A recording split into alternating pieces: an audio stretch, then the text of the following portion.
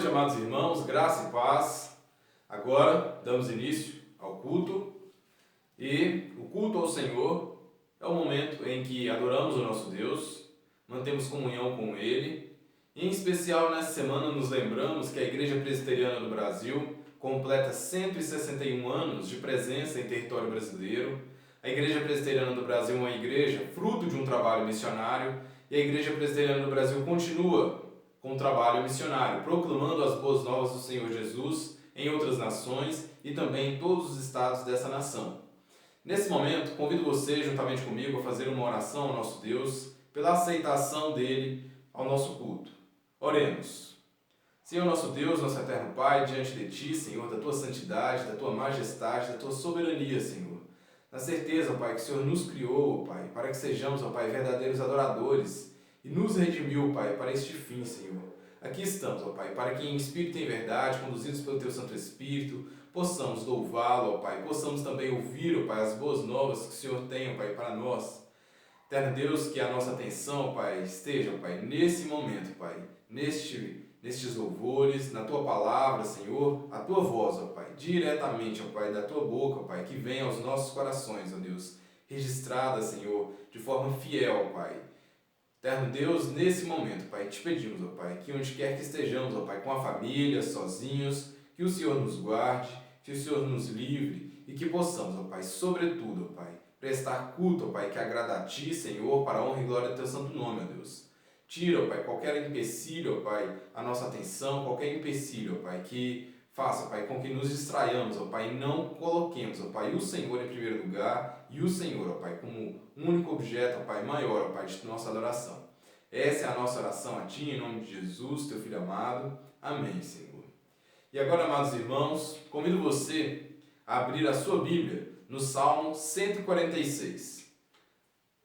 Livro dos Salmos, capítulo 146, Salmos 146, faremos a leitura de todo o capítulo, do versículo 1 até o versículo 10. Salmos 146, assim nos diz o Senhor. Aleluia! Louvo a minha alma ao Senhor. Louvarei ao Senhor durante a minha vida. Cantarei louvores ao meu Deus, enquanto eu viver.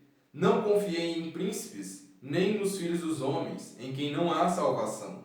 Sai-lhes do espírito, e eles tornam ao pó. Nesse mesmo dia perecem todos os seus desígnios.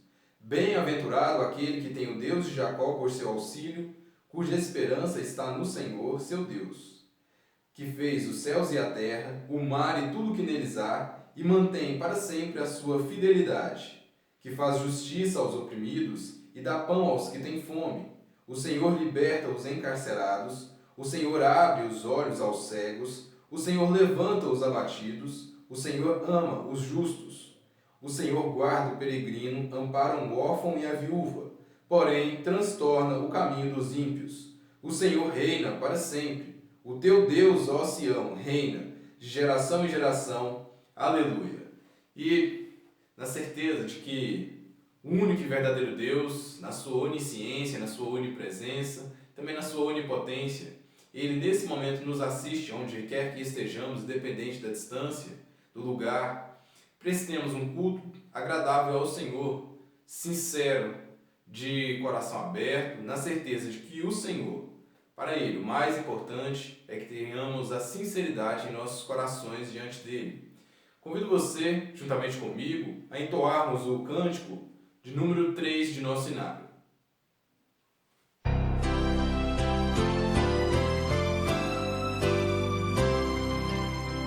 Eterno Pai, teu povo congregado, humilde entoa o teu louvor aqui, no dia para o culto reservado, com esperança olhamos para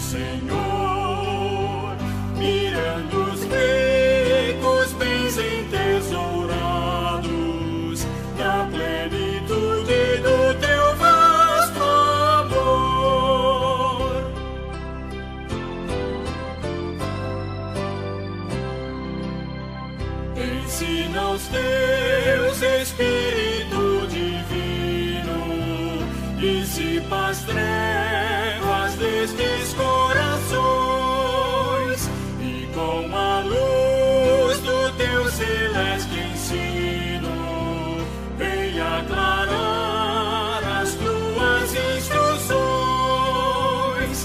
Aviva em nós as forças da memória, pois sempre mais queremos conhecer o Rei dos céus, o Cristo cuja glória eleva os santos anjos de prazer. Amém. Boa noite a todos. Eu sou o presbítero Janes José Bragança, da Igreja Presbiteriana Cidade Satélite. E neste momento nós vamos ler o texto de contrição. Para isso eu quero ler Lucas, o Evangelho de Lucas, capítulo 13, do versículo 1 até o versículo 5. Lucas, Evangelho de Lucas, capítulo 13, do versículo 1 ao versículo 5. Assim diz a palavra de Deus. Naquela mesma ocasião, chegando alguns, falavam a Jesus a respeito dos galileus, cujo sangue Pilatos misturaram com o sacrifício que os mesmos realizavam. Ele, porém, lhes disse: pensais que esses galileus eram mais pecadores do que os outros galileus, por terem padecido estas coisas? Não eram, eu vou-lo afirmo. Se, porém, não vos arrependerdes, todos igualmente perecereis. Ou cuidais que aqueles 18, sobre os quais desabou a torre de Siloé e os matou, eram mais culpados que todos os outros habitantes de Jerusalém? Não eram, eu vou-lo afirmo. Mas se não vos arrependerdes, todos igualmente perecereis. Meus irmãos, neste momento nós vamos ter um momento para nós fazermos nossa oração de confissão de pecados. E confissão de pecados tem como base o arrependimento. Sem arrependimento não há perdão. Então, arrependei-vos e confessai vossos pecados. Nós vamos ter 1 minuto de oração silenciosa, no qual vocês e eu poderemos confessarmos nossos pecados. Então, vamos lá?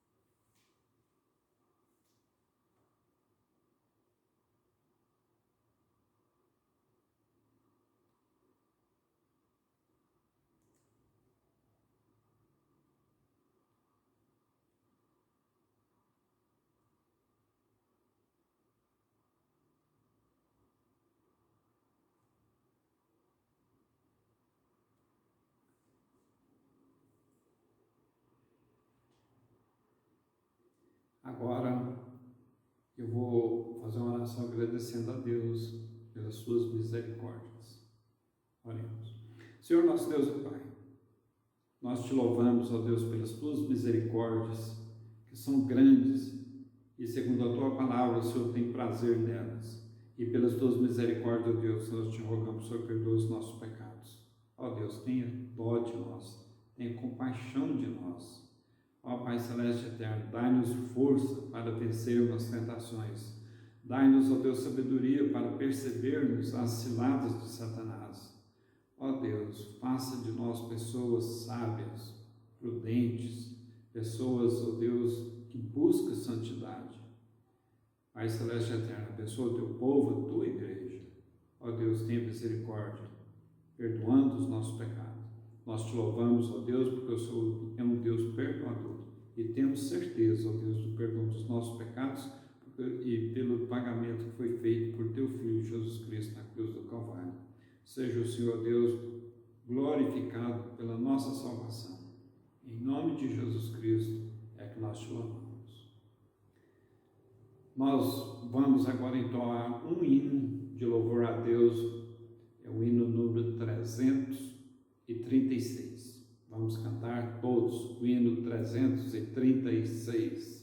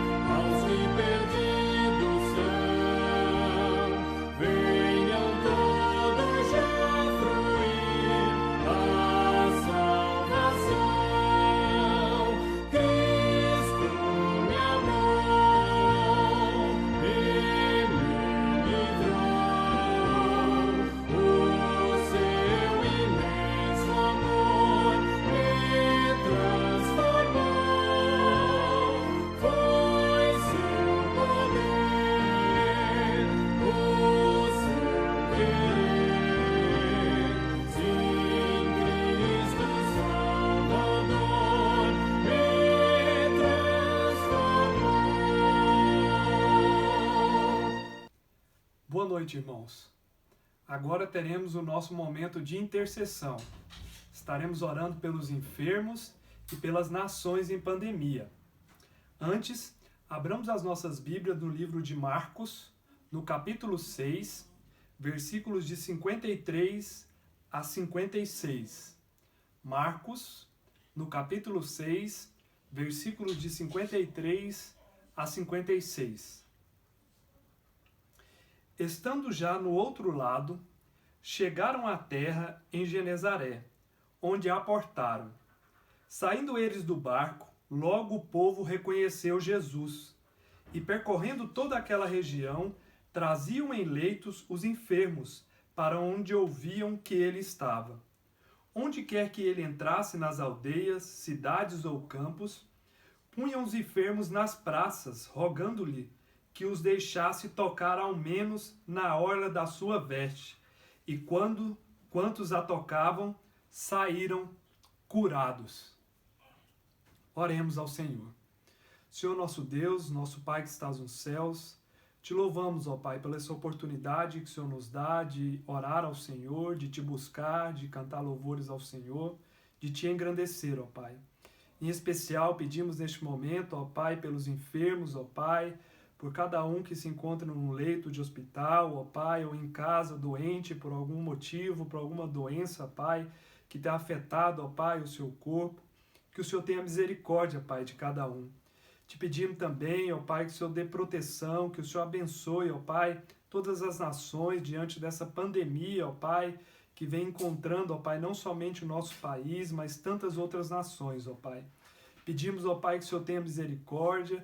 Pedimos, ó Pai, que o Senhor venha curar as pessoas, venha ter misericórdia de cada vida, Pai. Que a Tua mão poderosa, Pai, venha curar, ó Pai. Venha também, ó Pai, em nome de Jesus, estar, ó Pai, com cada pessoa da saúde, com cada enfermeiro, com cada médico, ó Pai. Que o Senhor esteja abençoando as suas vidas que estão nessa linha de frente, que o Senhor possa impedir, ó Pai, que eles sejam, ó Pai, infectados com essa doença e que o Senhor, hein, Pai, em Tua graça e Tua misericórdia, Pai, venha também cuidar de cada um de nós, de nossas famílias, ó Pai, livrando-nos, ó Pai, dessa doença, sabendo, ó Pai, que acima de tudo está a Tua vontade, ó Pai. Neste momento, ó Pai, é que eu te agradeço, pedindo perdão pelos nossos pecados, em nome de Jesus. Amém, Senhor.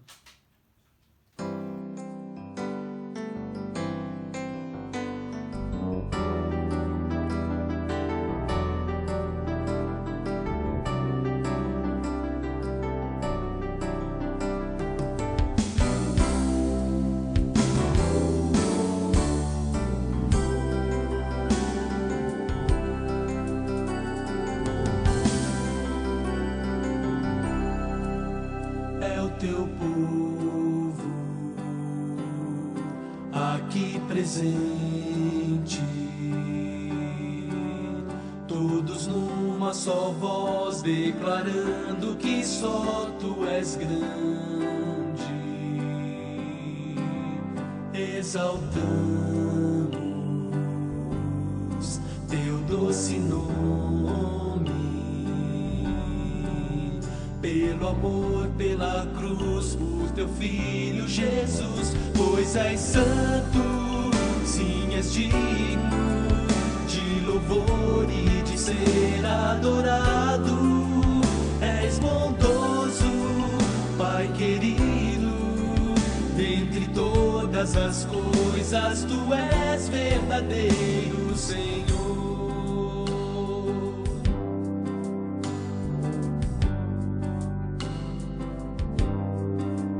É o Teu povo aqui presente, todos numa só voz declarando que só Tu és grande,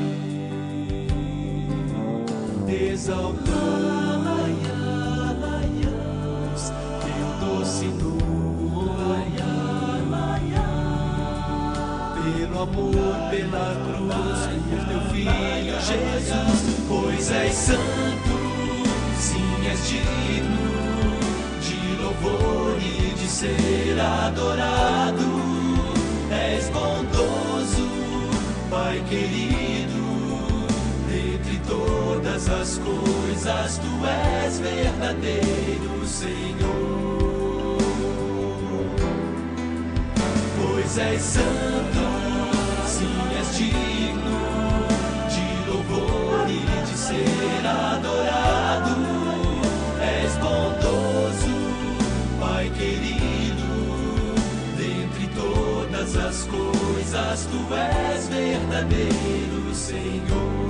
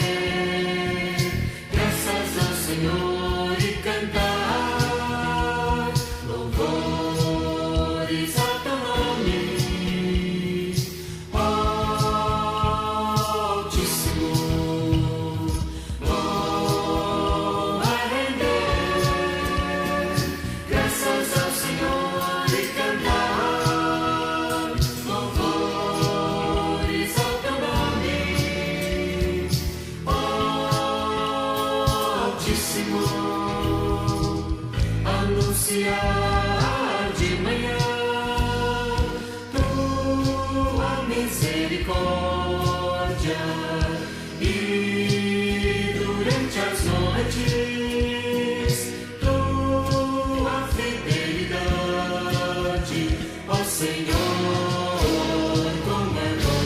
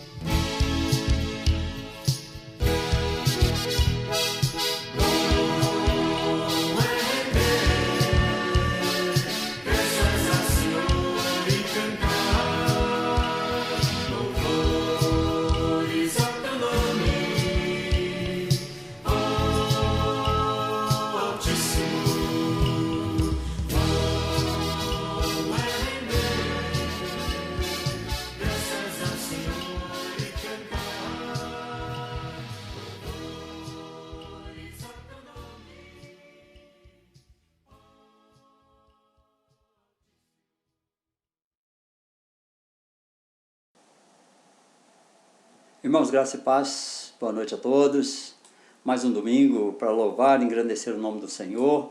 Estamos juntos na casa do Senhor, cada um na sua casa, mas fazendo desse modo a sua casa, a casa do Senhor, casa que se abre para o louvor, para a graça, a surpresa de termos o Senhor falando conosco a cada domingo, a cada oportunidade que temos.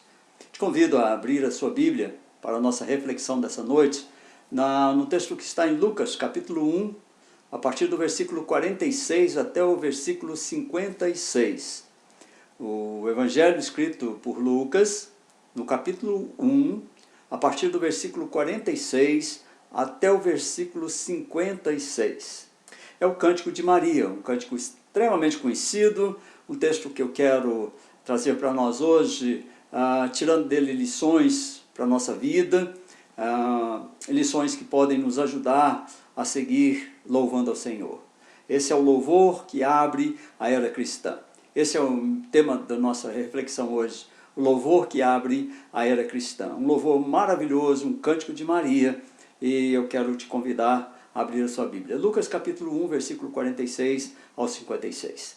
A palavra do Senhor nos diz assim: Então disse Maria: A minha alma engrandece ao Senhor, e o meu espírito se alegrou em Deus, meu Salvador, porque contemplou na humildade da sua serva, pois desde agora todas as gerações me considerarão bem-aventurada, porque o Poderoso me fez grandes coisas. Santo é o seu nome. A sua misericórdia vai de geração em geração sobre os que o temem. Agiu com o seu braço valorosamente, dispersou os que no coração alimentam pensamentos soberbos. Derribou do seu trono os poderosos e exaltou os humildes. Encheu de bens os famintos e despediu vazios os ricos. Amparou a Israel, seu servo, a fim de lembrar-se da sua misericórdia, a favor de Abraão e da sua descendência para sempre, como prometera aos nossos pais. Maria permaneceu, finalizando, permaneceu cerca de 3 meses com Isabel e voltou então para a sua casa. Esse é o texto que está para a nossa meditação hoje. Um texto muito bonito, um texto muito rico, que abre praticamente o Evangelho de Lucas.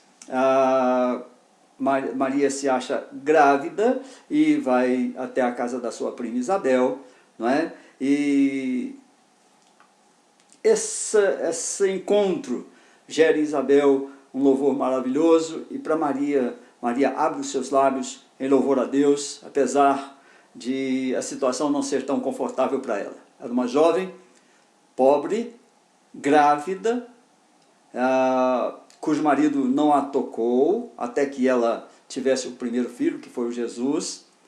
Então, para ela era uma situação aflitiva, desconfortável, difícil diante da sociedade, se a sociedade tomasse conhecimento de tudo isso.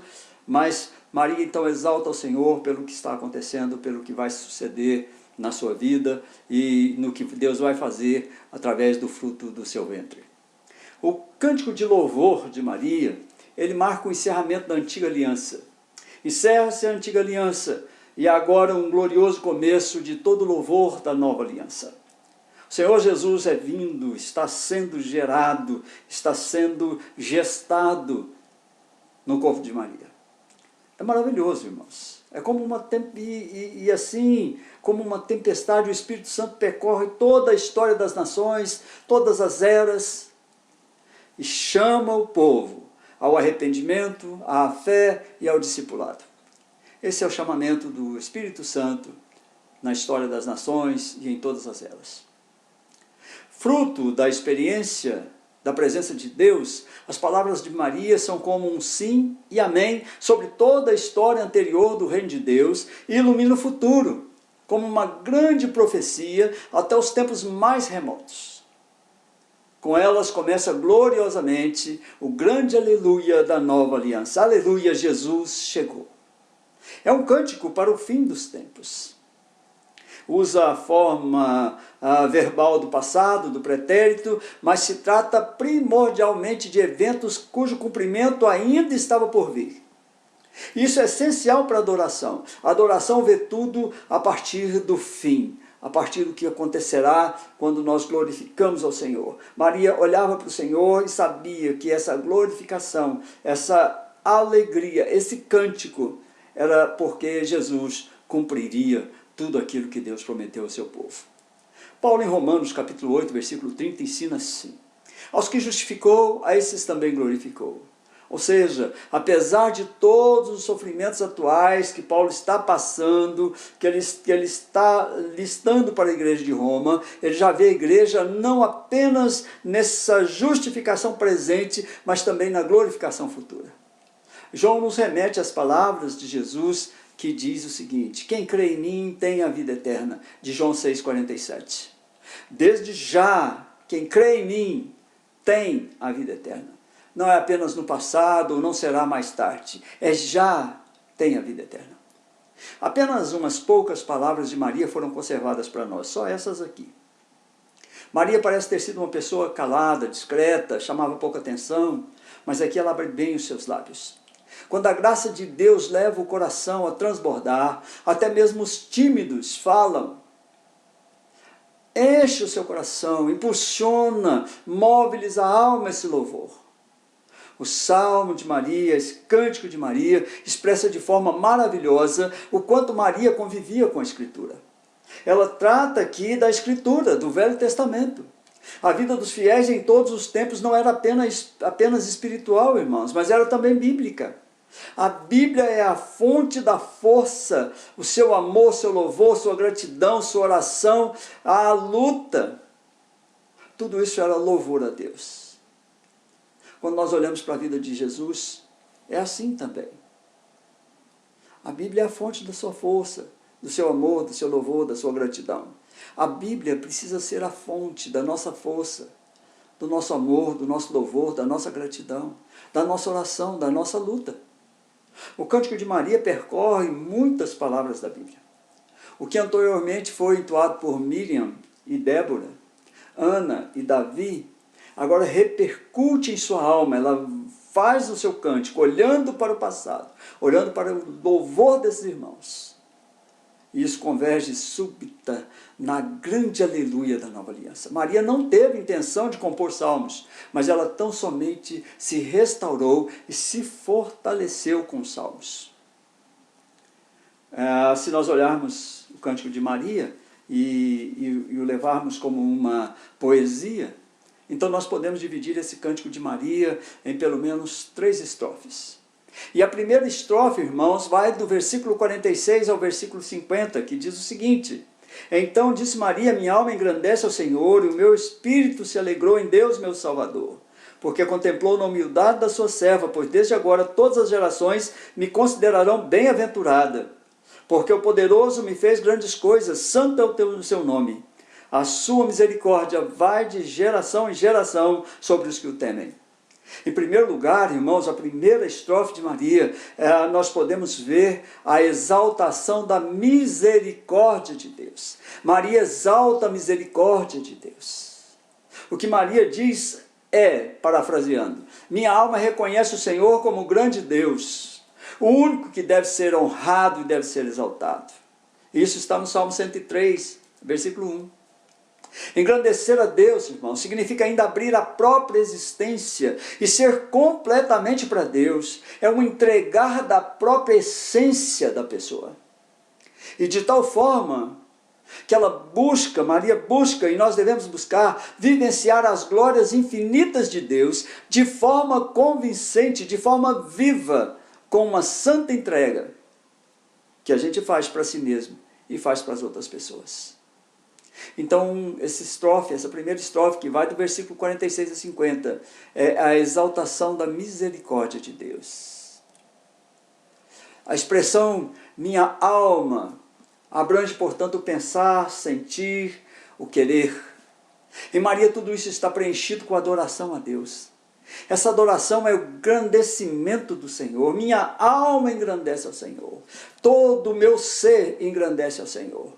Meu corpo, meu pensar, meu sentir, meu agir, são todos para engrandecer o Senhor. Essa adoração é um engrandecimento ao Senhor, irmãos. Por que, então, Maria torna grande o Senhor? Porque ela engrandece o Senhor. Será que ela experimentou algo grandioso? Sim, irmãos. Ela está para se tornar aquela portadora de Cristo, a Cristófora. É a portadora de Cristo de uma forma única. Não haverá outra forma de portar, de se tornar portador de Cristo. Ela é a portadora do Cristo, do Salvador, do Jesus que salva os homens dos seus pecados. E esse fato grandioso, extraordinário, totalmente inconcebível que lhe é confiado, irmãos, levará as pessoas a julgá-la, porque ela vai ter um filho não sendo casada, ao desprezo das pessoas, à aflição dos noivos. Estas serão as consequências que ela levará. Mas Maria engrandece o Senhor. Quando ela vai ter o seu filho, ela já está casada. Maria engrandece o Senhor. Portanto, irmãos, engrandecer significa todo o meu pensar, todo o meu louvor, todo o meu ponderar, todo o meu projetar que anuncia o Senhor. Primeira coisa pela manhã, a última noite. O principal durante o dia é engrandecer a Deus com a nossa vida. Que cada pulsação do nosso coração seja de pura gratidão. Que cada respiro do nosso ser seja uma canção de louvor a Deus. É isso que Maria está fazendo. Maria expressa a sua exultação pela ação de Deus, porque o Senhor olhou e contemplou a humildade da sua serva. É isso que ela diz, porque contemplou na humildade da sua serva. E esse contemplar divino é ao mesmo tempo acudir aos miseráveis, aqueles que não têm nada. O Senhor contemplou na miséria da sua vida. Isso não vale apenas para Maria, irmãos, mas para todos nós. Maria se gloria por causa dessa ação de Deus, de não ter sido deixada prostrada na miséria, mas de ter sido aceita por Deus. E aí ela se gloria como bem-aventurada, feliz, alegre, porque Deus a olhou, porque Deus contemplou a sua pobreza, a sua humildade. Ela foi aceita na presença de Deus para algo impensável que aconteceria na sua vida. Maria constata nesse mistério que a gloriosa salvação eterna do Messias, anunciado por todo o Antigo Testamento, vai se tornar real por intermédio dela. Ela é um instrumento que se considera pobre, imprestável e indigno, mas é um instrumento por intermédio do qual o Salvador do mundo virá na forma de homem. Ela reconhece no seu serviço de mãe um bendito serviço de escrava. Ela se considera escrava do Senhor, e isso constitui a sua única fama, o seu título. Maria vê que a grande graça do Senhor a presenteou, não se deixando deter por sua humildade para escolhê-la para uma posição de honra. O Senhor a escolheu para uma posição de honra. Ela, a pobre virgem, que jamais havia pensado em honra, que não reconhece em si absolutamente nenhuma vantagem interior, nenhuma vantagem exterior, ela constata que de forma imprevista, de forma bondosa e acima de qualquer compreensão, que ela foi vista por seu Deus, ela foi eleita dentre milhares, ela foi agraciada muito mais que todas as mulheres santas do passado. Maria constata que é vista com mais bondade que a famosa Raquel, a abençoada Ana, a devota Ruth, a rainha Esther. De modo que ela não consegue deixar de abrir o seu coração e os seus lábios para esse alegre cântico, para esse alegre salmo, a fim evidente de enaltecer em todo esse agir de Deus a natureza redentora daquele que nasceria de si mesma. Maria sabe que apesar da sua simplicidade, ela será notada, ela será exaltada pelas gerações futuras. Ela não quer ser exaltada, ela não se declara santa. Não se deve honrá-la como mãe de Deus, como rainha do céu. Não é isso que Maria deseja, não é essa a declaração de Maria. Maria, que acabara de falar da sua humildade, se considera aquela que precisa ser reconhecida como bem-aventurada. Por quê? Porque Maria vê, irmãos, no momento atual, o momento vindouro. Ela vê a salvação, ela vê a gloriosa salvação eterna. No versículo 48, nós vemos que Maria reconhece duas coisas importantes. Olha o que ela diz: porque o poderoso me fez grandes coisas. Santo é o seu nome. O reconhecimento da sua própria indignidade e o reconhecimento da glória do Senhor revelada na sua própria vida e na vida do povo de Israel e dos povos do mundo inteiro, através do envio e da consagração do Salvador do mundo. Nossa atitude de fé, irmãos, também deve ser afinada com esse duplo efeito. Nós devemos pensar: nós somos insignificantes demais. Não somos dignos do Senhor. E ao mesmo tempo, devemos exaltar: Tu, Senhor, és grande e digno de adoração. Tu és santo. E contemplaste na pobreza, na humildade, na miséria dos teus servos. Maria reconhece o poder de Deus para conceder grandes coisas aos seus filhos. Ela entende que esse poder, essa gloriosa salvação, se estende além das fronteiras de Israel, além de todas as gerações. É algo eterno, é algo plural. E nós, olhando para a primeira estrofe, quando Maria engrandece ao Senhor, e quando ela enaltece a misericórdia de Deus, nós temos a segunda estrofe, que vai do versículo 51 ao versículo 53, que fala sobre a excelsa onipotência do Criador. Se Maria vê essa misericórdia, logo em seguida, nesses versículos 51 a 53, Maria exalta a excelsa onipotência, a soberania de Deus. Além dessa necessária exaltação a Deus, o poema de Maria nos leva a reconhecer a onipotência de Deus. As ações de Deus para Maria evidenciam o nosso Deus como um Deus que inverte as coisas, um Deus que muda a situação, que tem como propósito que o ser humano não faça de si mesmo um Deus, mas que honre o eterno como Deus. Diante do testemunho de Maria, nós somos questionados se, como igreja de Jesus, de fato praticamos com seriedade o reconhecimento e a exaltação de Deus como Deus, para que o Todo-Poderoso não nos disperse também. Olha o que diz Maria no versículo 51 a 53. Agiu com seu braço valorosamente, dispersou os que no coração alimentam pensamentos soberbos, derribou do seu trono os poderosos e exaltou os humildes, encheu de bens os famintos e despediu vazios os ricos. Como é poderoso esse agir divino, irmãos, que rebaixa o que tenta se exaltar, mas que eleva e exalta o que está inferiorizado. A palavra de Deus nos chama a nos submetermos debaixo da poderosa mão de Deus, para que Ele nos exalte em tempo oportuno. Ele é o nosso Deus, Ele é onipotente, Ele é o Senhor da história. Maria, como filha pobre de Davi, muitas vezes ela experimentou a sorte dos pobres, dos rejeitados, dos oprimidos. Porém agora, irmãos, ela se enche da certeza de que a graça de Deus há de enriquecer e saciar precisamente pessoas como ela. Encheu de bens os famintos, despediu vazios os ricos. Aos famintos, que trazem dentro de si um sincero anseio pela vinda, pelo socorro do Messias, Ele enche com perpétua alegria, com vida eterna.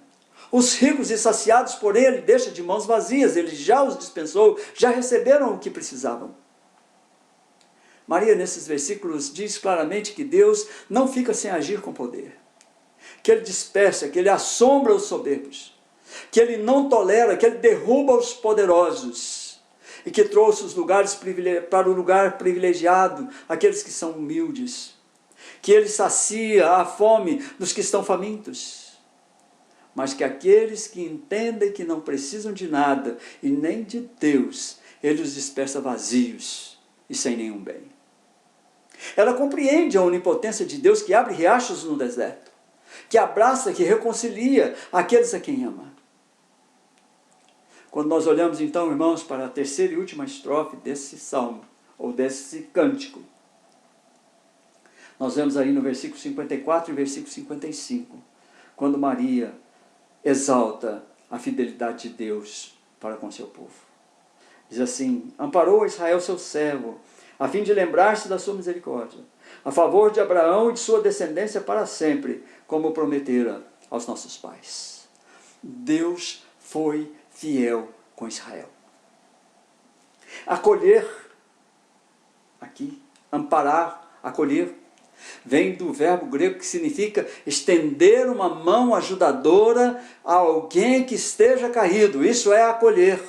Alguém que não merece, alguém que está caído e é acolhido, é uma mão estendida para ajudar. Os versículos 54 e 55 recordam Miqueias, capítulo 7, versículo 20, que diz: mostrarás a Jacó a fidelidade e a Abraão a misericórdia, as quais juraste aos nossos pais desde os dias antigos. Maria está se lembrando de Miqueias. Os pensamentos de Maria são confirmados mais tarde pela palavra de Jesus. Jesus, em João capítulo 8, versículo 56, diz: Abraão, vosso pai, alegrou-se por ver o meu dia, viu e regozijou-se. Deus amparou Israel, seu servo, lembrou-se da sua misericórdia, a favor de Abraão e da sua descendência, para sempre, como prometeu aos pais. Foi ele que se lembrou da misericórdia, justamente como ele prometeu aos pais. Deus não ficaria eternamente irado. Ele purificará Israel da sua transgressão. Isaías capítulo 40, versículo 1, para que sua alma torne a agradar-se de Israel, com Isaías 42, versículo 1. Deus restituirá honra aos desprezados, ao verme esmagado que se tornou opróbrio entre os gentios. Esse é o tom, irmãos, que ressoa por todos os salmos, por todos os profetas do Antigo Testamento. Há esperança para o povo de Israel. Essa era a esperança de Israel, e de forma cada vez mais límpida, ela se configura em Maria, a imagem do grande descendente de Abraão, que é Jesus Cristo, o fundamento de toda a salvação, que por intermédio de Israel virá para todas as nações da terra, conforme diz Gálatas capítulo 3, versículo 16. Jesus Cristo é de fato o verdadeiro Israel, filho e servo de Deus, do qual Deus se agradará e se agradou. Nele, em Cristo Jesus, há de se cumprir aquelas palavras de Isaías 54, versículo 8, que diz: num ímpeto de indignação, escondi de ti a minha face por um momento, mas com misericórdia eterna me compadeço de ti, diz o Senhor, o teu Redentor. Num ímpeto de indignação, escondi de ti a minha face por um momento, mas com misericórdia eterna me compadeço de ti, diz o Senhor, o teu Redentor. Chegou a hora. Maria se reconhece como uma mãe agraciada. Agora o quase destruído povo de Israel experimentará a grande misericórdia de Deus. A profecia retardada por milênios será cumprida eternamente em Abraão, sua semente física e espiritual para todas as nações do mundo, a partir da nação de Israel. Maria fita o coração amoroso de Deus, que palpita com infinita misericórdia para o seu povo. Olhe para o coração de Deus, irmão. Esse coração que palpita com infinita misericórdia por nós. Essa é a grande causa da exultação de Maria, o amor de Deus, essa graça misericordiosa, essa compaixão, essa empatia que tem Deus pelo seu povo. Como autêntica israelita, ela sofria amargamente com a humilhação do seu povo. Maria sabe que o Deus eterno, o Deus de Abraão, de Isaac e de Jacó, ergue o seu povo para sempre e ergue eternamente o seu povo. Ele se lembra também do povo de Israel segundo a carne. Também nesse aspecto ele reerguerá Israel quando na plenitude dos gentios tiver chegado. Se a queda de Israel já enriqueceu o mundo, quanto mais o mundo será abençoado quando seu número ficar completo. Quando todo Israel comunicar sua bênção aos gentios de forma ditosa e como servo do Senhor, como diz Romanos capítulo 11, versículo 12, ora, se a transgressão deles redundou em riqueza para o mundo, e o seu abatimento em riqueza para os gentios, quanto mais a sua plenitude, quando Israel se converter ao Senhor Jesus, muito mais será feito, muito mais os gentios alcançarão alegria. Eu quero concluir, irmãos, o nosso culto de hoje. No versículo 56, então, Maria encerra o seu cântico. ela diz, o versículo diz que Maria permaneceu cerca de 3 meses com Isabel e então voltou para casa. Por 3 meses. Nesse período, Maria e Isabel ainda partilharam todas as informações daquilo que o Senhor afirmara, daquilo que o Senhor prometera. Maria entendeu bem porque o anjo se dirigira para ali. Zacarias também foi testemunha contemporâneo daqueles 3 meses. Zacarias é o terceiro do grupo. Os lábios fechados de Zacarias foram testemunha da verdade de todas aquelas grandes revelações do anjo. De forma que eles tiveram de calar-se todas as dúvidas a respeito da gravidez de Maria. Os lábios fechados de Zacarias foram mais expressivos, muito mais expressivos que os lábios falantes de todos os sacerdotes em Jerusalém. Os lábios de Zacarias não falavam da lei, mas da pura graça de Deus em Cristo Jesus. A vida da serva Maria exaltou a Deus em sua humildade. E nesse cântico ela expressou pelo menos 3 qualidades de Deus, que como seu povo hoje, nós precisamos também, irmãos, reconhecer. Precisamos reconhecer, em primeiro lugar, a grande e bendita misericórdia de Deus, que continua tratando seus filhos até o dia final. Deus é misericordioso para com seus eleitos, e com a história que Ele escreveu para cada um deles. Em segundo lugar, precisamos reconhecer que Deus é o Senhor onipotente. Nada foge ao controle de Deus e da sua vontade. Todos os seus decretos se cumprem, toda a sua vontade é feita. Acomodemos as nossas vontades, os nossos desejos à perfeita, boa e agradável vontade de Deus. A vontade de Deus para o seu povo, irmãos, é que eles vivam com Ele em perfeita harmonia. Para isso Ele não hesitou em enviar o Cristo, seu Filho, para os salvar. E com a sua poderosa mão, Ele mantém a todos salvos para a eternidade com Ele. E em terceiro lugar, olhando para o que Maria colocou no seu cântico, precisamos reconhecer que Deus é fiel. Ele jamais pode falhar em sua palavra e em suas promessas. Maria sabia que em si mesma se cumpria a promessa do nascimento do Salvador, e que por sua fidelidade e verdade o Senhor fez cumprir nela e em José, da casa de Davi, a salvação para todos os eleitos em todas as gerações. E eu quero aplicar essas palavras, ou esta palavra, para a nossa vida. Primeiro, irmãos, reflitamos, vocês e eu, sobre quanto Deus foi misericordioso para com os que creem em Jesus.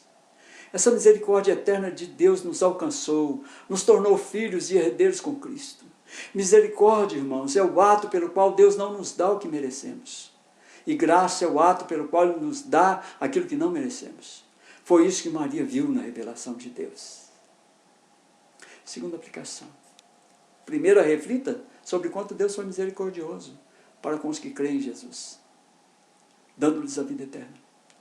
E em segunda aplicação, reconheçamos a onipotência de Deus, sua soberania sobre todos os acontecimentos, mesmo os mais difíceis. Todos os acontecimentos obedecem à vontade, ao desígnio de Deus. Deixemos, irmãos, de ficar tão apreensivos e tão angustiados com esse tempo presente. Confiemos mais na disposição do Senhor para a nossa vida. Terceira e última aplicação, olhando para esse cântico. Apesar das nossas frustrações, das nossas dificuldades e das nossas adversidades, irmãos, confiemos na fidelidade de Deus. Ele manterá todas as suas promessas, todas as que podemos conhecer pelo profundo e sério estudo da sua palavra. Lucas capítulo 1, versículo 37. A palavra de Deus diz: porque para Deus não haverá impossíveis em todas as suas promessas. Irmão, que Deus nos abençoe no estudo da sua palavra, no entendimento da misericórdia, da soberania, da onipotência de Deus, e na fidelidade de Deus às suas próprias promessas, para cada um de nós, para cada uma das nossas casas, para cada um dos nossos filhos, dos nossos pais, do esposo, da esposa, para cada família. Deus é fiel. Deus é fiel. Vamos orar. Ó Deus bendito e gracioso, Deus de misericórdia e graça, te agradecemos, ó Deus, por tua misericórdia sobre a nossa vida. Porque o Senhor não contempla, ó Deus, nada que haja de soberba em nós. E o Senhor afasta essa soberba, mas o Senhor acolhe com sua mão generosa toda a humildade do nosso simples coração. Obrigado, Deus, porque na tua soberania, na tua onipotência, o Senhor faz aquilo que o Senhor acha melhor para cada vida, para cada um de nós. E não nos deixa, ó Deus, agir como gostaríamos de agir muitas vezes. Muito obrigado, ó Deus, pela fidelidade do Senhor para com o seu povo. E nessa fidelidade prometida desde a criação da terra, desde antes da criação da terra, o Senhor mandou o seu Filho, que veio, viveu, sofreu, morreu e ressuscitou para que o teu povo humilde fosse levantado para a glória que há de vir, para a vida eterna que nós temos desde já. Obrigado, Deus, por tudo isso. Obrigado pela nação do Senhor em todo o tempo. E agora, irmãos, que a graça do nosso Senhor Jesus Cristo, que o amor de Deus, o nosso Pai, e que a comunhão e a consolação do Espírito Santo de Deus seja com cada um de nós, não somente hoje, mas para sempre. Amém, amém e amém. Deus nos abençoe, irmãos, que a graça do Senhor seja conosco, que Ele nos abençoe, que Ele nos guarde, que Ele nos dê a certeza absoluta do cuidado dEle e que Ele nos abençoe em todo o tempo. Boa semana, Jesus te abençoe, Jesus te guarde, Jesus faça resplandecer o rosto dele sobre ti e tenha misericórdia de ti. Que o Senhor, sobre a sua casa, sobre a sua vida, releve o seu rosto e te dê a paz. Até o próximo culto, querendo Deus.